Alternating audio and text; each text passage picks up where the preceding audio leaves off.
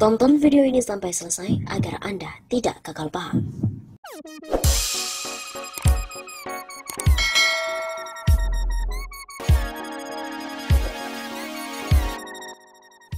Jalan terang menguak pemilu yang curang. Apakah mereka ingin menyamakan dengan rezim Orde Baru? Hanya Tuhan yang bisa menjawab.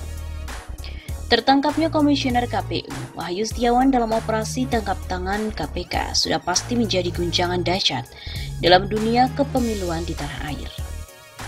Akhirnya KPK menetapkan Komisioner KPU Wahyu Setiawan sebagai tersangka dari kasus dugaan suap terkait penetapan anggota DPR terpilih periode 2019-2024. Sebagaimana diberitakan oleh media, kasus suap yang melibatkan mantan Komisioner KPU Wahyu Setiawan ini berawal dari adanya pengajuan proses pergantian antar waktu calon legislatif yang dilayangkan PDIP kepada KPU sebanyak 3 kali, di mana berisi permintaan calon yang telah meninggal dunia atas nama Nazarudin Kimas, nomor urut 1 Dapil Sumatera Selatan 1. Suara sahnya dialihkan kepada calon atas nama Harun Masiku. Mengapa Wahyu Setiawan kasus ini mempengaruhi legitimasi pemilu, khususnya pada Pilpres 2019 yang telah berlalu? Mengapa kasus Wahyu Setiawan mempengaruhi legitimasi pemilu khususnya Pilpres 2019 yang telah berlalu? Kasus mana lagi yang mempengaruhi kredibilitas pemilu sehingga memberikan indikasi bahwa pemilu curang memang telah dijalankan? Anjloknya kredibilitas KPU.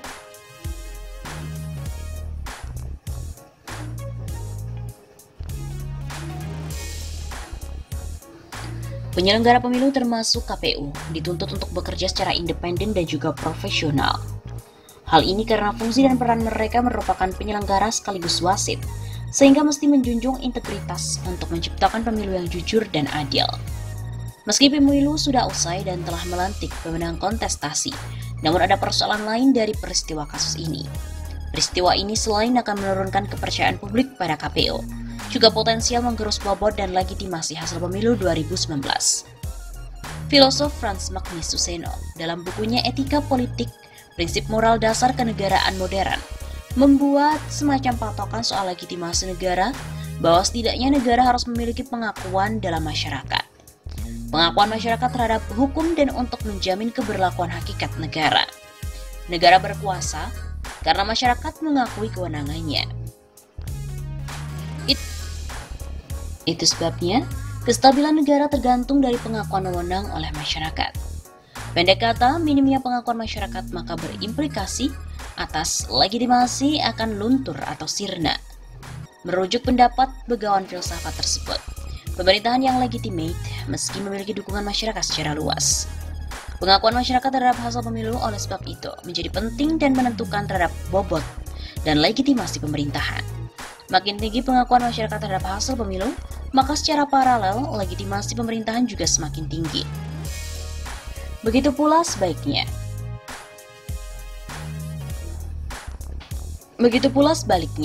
makin rendah kepercayaan terhadap hasil pemilu juga berimplikasi makin menurunnya legitimasi pemerintahan hasil pemilu.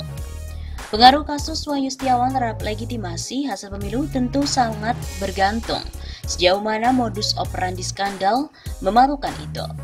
Jika sistematik, tentu akan menjadi presiden bagi demokrasi karena legitimasi hasil pemilu akan menjadi sorotan publik, di mana pada gilirannya menggerus legitimasi hasil pemilu. Sebaliknya, jika ini bersifat personal, tentu dampaknya tak begitu besar bagi legitimasi hasil pemilu. Meski begitu juga tak bisa disimpulkan kemudian bahwa tak memiliki efek terhadap hasil pemilu. Pendek kata, dampaknya pasti ada, hanya tidak signifikan dalam mempengaruhi legitimasi hasil pemilu itu. Peristiwa memalukan ini tentu mencederai demokrasi sekaligus mencoreng wajah seluruh jajaran penyelenggara pemilu dari tingkat pusat hingga tingkat paling bawah. Personalkah atau sistematik?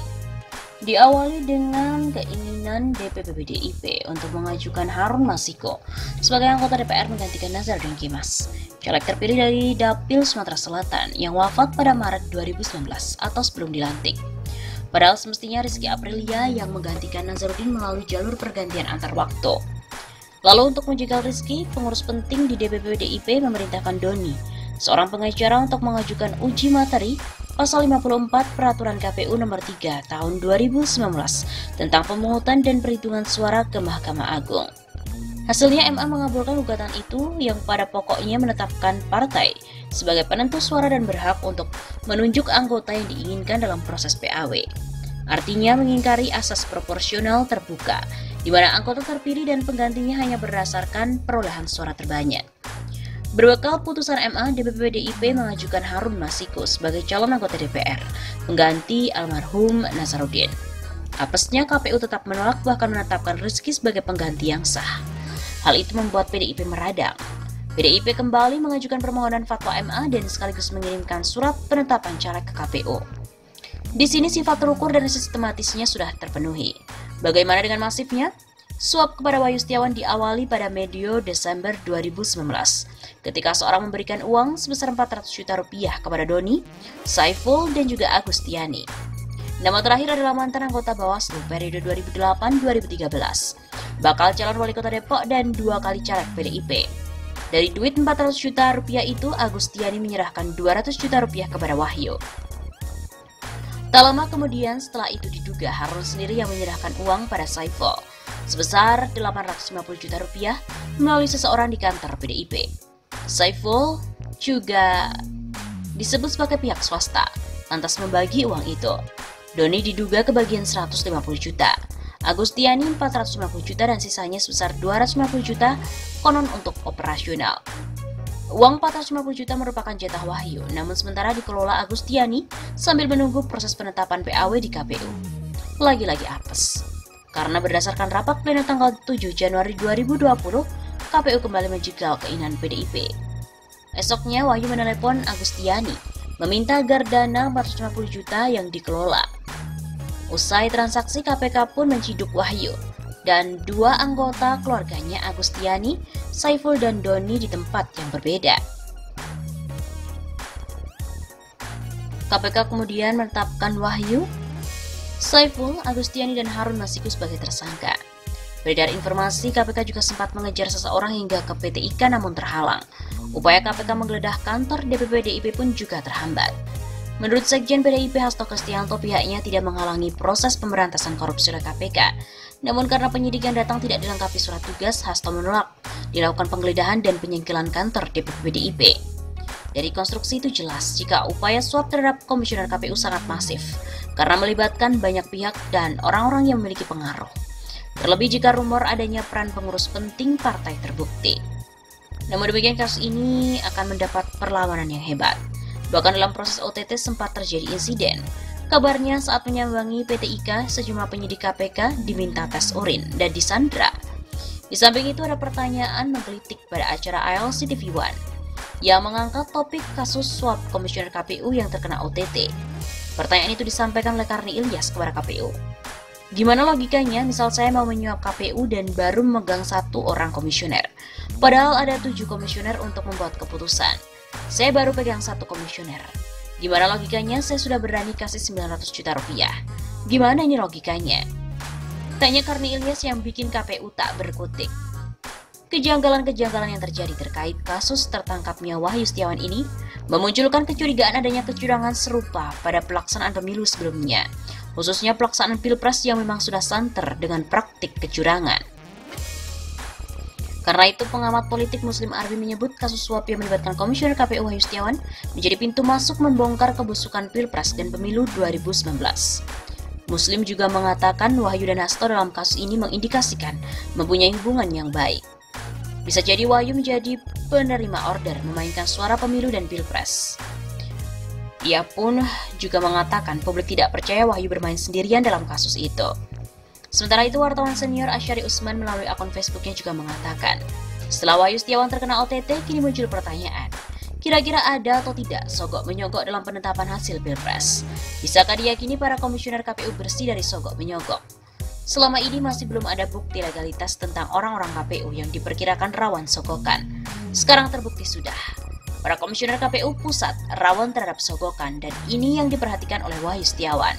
Dia tertangkap basah dalam operasi OTT KPK pada 8 Januari 2019. KPK mengatakan Wahyu menerima uang sogok juta rupiah. Kasus korupsi lain yang diduga terkait dengan Pilpres adalah perampokan Jiwasraya. Munculnya kasus terjadi di perusahaan asuransi Jiwasraya merupakan kejadian yang sistematis atau kecerobohan dari pihak manajemen dalam melakukan investasi yang menyebabkan kerugian yang luar biasa.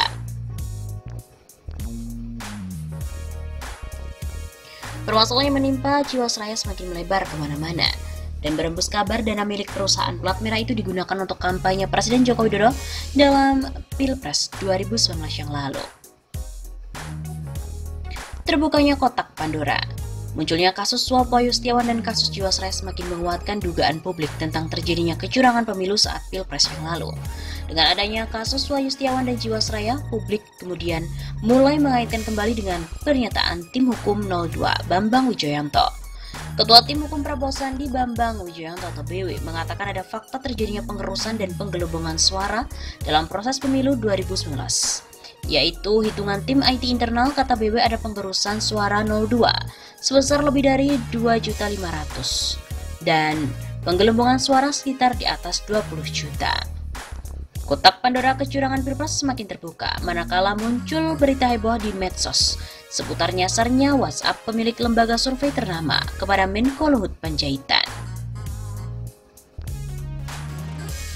Jadi nyasarnya WA pemilik lembaga survei ternama pada Menko menjadi tanda adanya rekayasa survei di Pilpres yang lalu.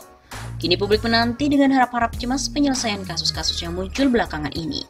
Apakah mampu aparat berwenang bekerja secara jujur dan profesional untuk mengungkap dalang-dalangnya? Ataukah munculnya kasus-kasus itu hanya sekedar pelipur lara yang menambah duka masyarakat karena tidak pernah terpenuhi harapannya?